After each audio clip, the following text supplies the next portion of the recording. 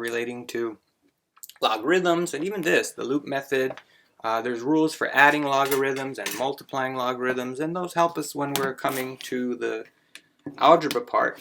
In a lot of ways, algebra is the language or the tool we use to understand the geometry, the concepts behind how things work, the patterns, the shapes, and eventually in physics, how the world interacts. So the logarithm, the word logarithm, if we look at and do a quick Google search, the origin and meaning sometimes helps you remember better, but this one is the word logos as well as the word arithmos, like arithmetic. It's numbers. So it's really saying proportion or ratio of numbers, and in some translations they might have logos as the design or pattern of the numbers. So it's kind of a pattern, and really it's a trick to help us do things we cannot normally do with basic algebra, to solve things we can't normally solve. So let's take a look why. Incidentally, those who've read John 1:1 in the Bible, as an English major, I've learned we're told it's the most quoted book in literature, but it says in the beginning was the Word, and so you see that as logos as well. So in the beginning was the design or the pattern or some understanding. So it's really about understanding a pattern or a ratio or a proportion, which is a comparison. So that's John 1:1, in the beginning was the Word. So the actual original writing was in Greek in most of the New Testament, so they use that very same word, logos. So logos plus arithmetic are the words that make logarithm. A logarithm is going to allow us to, once we solve it, it's going to allow us to do something we can't do in algebra. So in algebra we learn, x plus 2 equals 8. So we subtract, we do the opposite. And we learn 2 times x equals 8. We divide both sides to get x alone. So these rules are to help us find the answer and solve for x. And we use these rules with opposites. Plus and minus are opposites.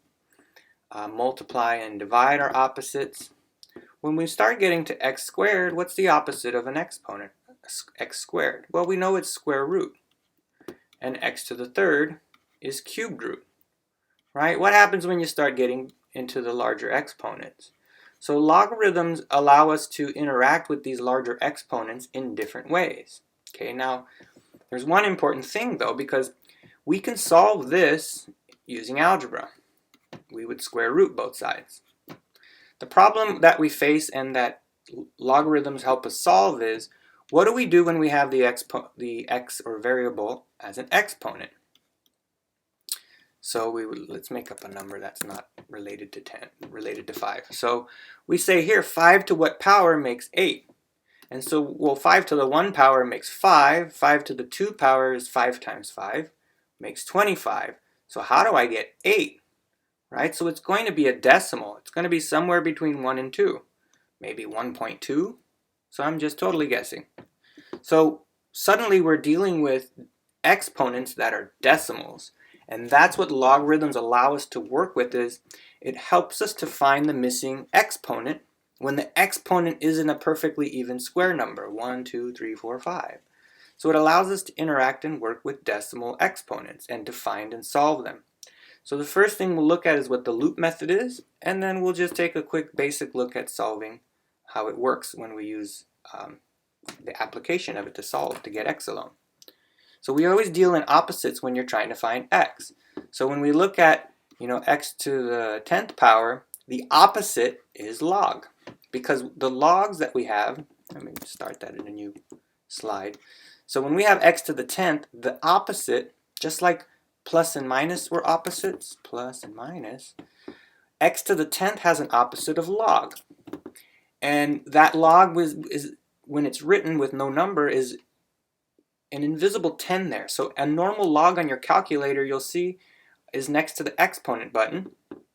Just like later you'll see e to the x, the opposite we use to solve is natural log, and there's an invisible e. So when we multiply it by the opposites, just like when we multiply 2 times x by the opposite would be dividing, it helps us to solve for x. So that's eventually what we're going to do, is we're going to use the logs to help us find x, to solve for x, because a log and an exponent are opposites. So the base 10 is x to the 10th. So like we were saying, what's x to the 13th power? Well, the opposite of that would be log of 13. So eventually we'll learn how to change the log base. At first we learn to use 10, the nice even number. A lot of things work in powers of 10. But eventually we could not only find exponents that are a variable, we can also find the variable that's a decimal, as well as what we're looking at here. We're allowed to manipulate exponents that aren't as easy to use, like square root, as square root is with x squared, we said, and cubed root is the opposite of x to the third, or x cubed. So things are working at opposites here. So let's get to the loop method. The loop method is really just a way to rewrite an exponent. So let's say you start with an original exponent. I used to love using variables as a formula because it kind of helps you, once you go back and understand it, it helps you understand the concept. So, right, we have a base to the exponent power, something to the power of something. Okay, right, this here we call the base. So I'm using the letter that represents what it is. Will equal some sort of answer, right? Equals the answer. So what we do if we unpack this to the loop method, or the way to write it with a log, is we'll say log, and then the base is written right here as a little number. And then the answer will always go here. And finally, the exponent ends up over here. So that's what we're going to see. Let's look with the real number. Like we said, the original log is base of 10, so let's use 10. 10 to the third power equals, what do we know 10 to the third power is? 10 times 10 times 10 is 1,000. So let's take this and we'll rewrite it as a logarithmic notation. So again, we'll write the word log. The base, or 10, will go here. And, oops, I'm sorry. The answer of 1,000 will go here. And it'll always be equal to the exponent. So when we unpack that, we actually can do what they call a loop method. 10 to the third power equals 1,000. Sometimes they'll say that equals 1,000. So by understanding that, it helps us to then begin to unpack a problem when you have a variable. Here we don't have anything to solve. We're just trying to look at how it's repackaged. It's just a repackaging. So when we have an equation, let's see, log, and there's nothing written there, you would have 1,000 equals 3. So this is the same thing as this. Remember, when you don't have a little number here as our base, you have to assume there's a base of 10. Just like when you have x written down, there's really a 1x there. We don't really write it. Well, log with no base is the same as base 10. So again, if I were to erase this,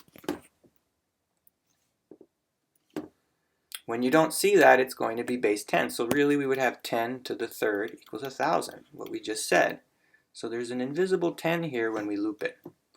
Right, but I think a lot of the times when we're learning it, we do put a number there. So let's look at how we would use this understanding to solve some basic problems. Then later, when you learn to add and multiply them, it lets you rearrange things and manipulate even more things that we couldn't put your brain around. So what's interesting about this is we learned, you know, x is like a line. X squared is literally talking about a square. X cubed is literally talking about a cube, right? So then what comes after x to the fourth? And that's what physicists are beginning to understand as a dimension. I made a video you can check out on how we can look at the different dimensions, because we can use this pattern and look at how many of the ones before it there are, right? So how many lines is the square using? 4. How many, we could start with the point usually when we explain this, right? How many points is a line using? 2. How many squares is this box using? And if you unfolded it, there would be 6. So we can follow this pattern and predict x to the fourth power will look like something that has 8 of the previous, so it'll be made out of 8 boxes, 8 3D boxes, and they'll be stuck together. So just like this cube is made out of 4 of the ones before it, 4 squares, the next dimension would be made out of cubes, 8 cubes. You can look it up, there's a name for it, and it was even in the Avengers movie. It's called the Tesseract. And you can often find a 3D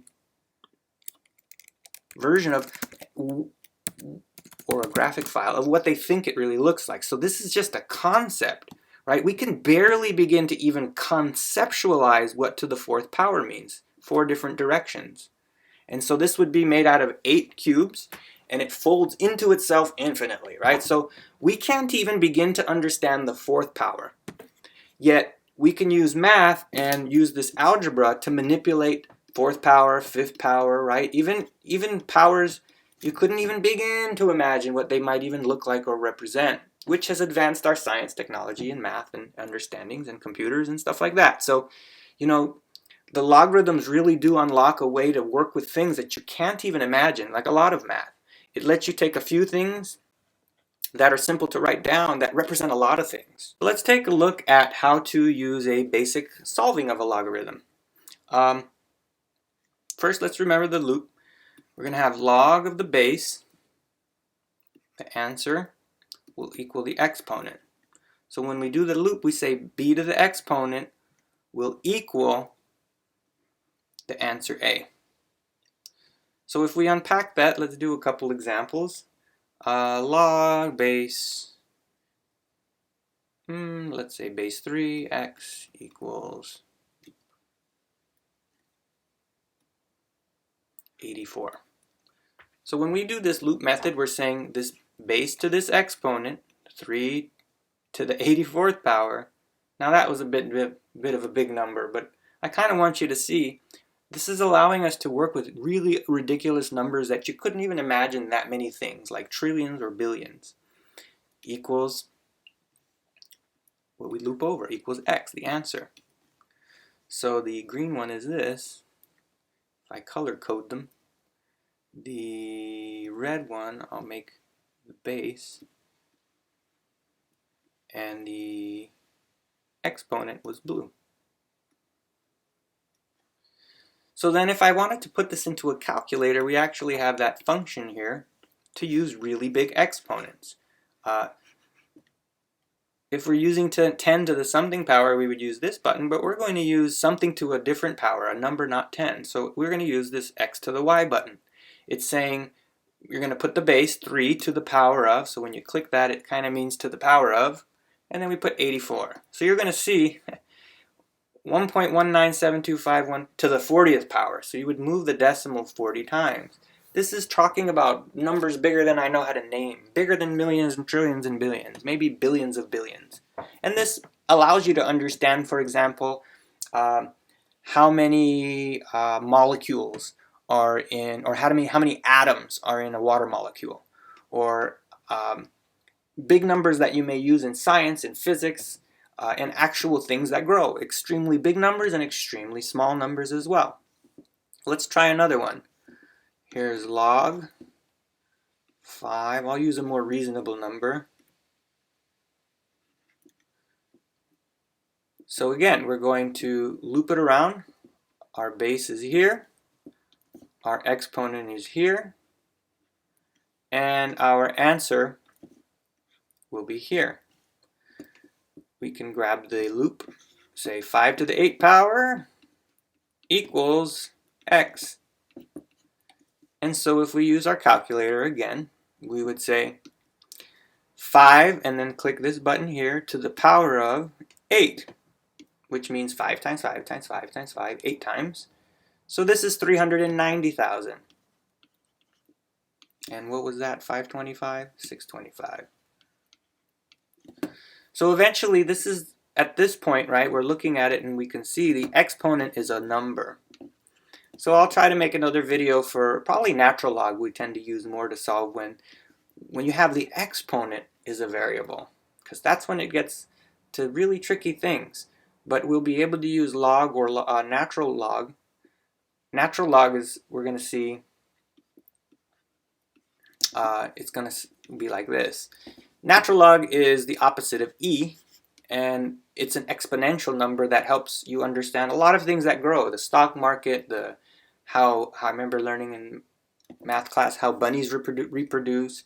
So growth, when things grow and multiply, like the population, it grows exponentially, and there's one particular number, it's worth like 2.7 and some infinite number. It's a number that's very useful to understanding math and business and science as well. So this is an intro to what logarithms mean and what the loop method is, as well as a basic of how we would solve and use the calculator. If someone asks, I'll definitely make one for natural log as well.